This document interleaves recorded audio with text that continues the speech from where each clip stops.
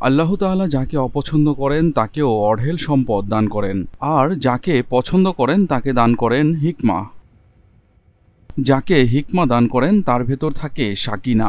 আরবি সাকিনা শব্দের অর্থ শান্ত, প্রশান্ত, ধীর স্থির। টেবিল ভর্তি খাবার থাকা সত্ত্বেও আপনি দোষ খুঁজে পাচ্ছেন, পেট ভরে খেতে পারছেন না, কেননা আপনাকে সম্পদ দান করা হয়েছে, হিকমা দেওয়া হয়নি, যে কারণে আপনার ভেতর সাকিনা নেই।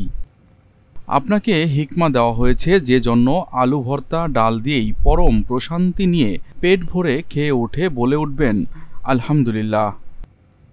শিক্ষিতা সুন্দরী স্ত্রী পেয়েও আপনি তাকে নিয়ে সুখী নন, কারণ আপনাকে হিকমা দেওয়া হয়নি।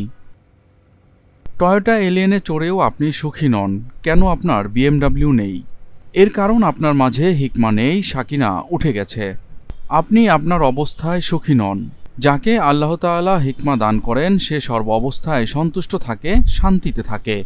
এর অর্থ নিজেকে মানিয়ে চলা এবং তাতে সন্তুষ্ট থাকা।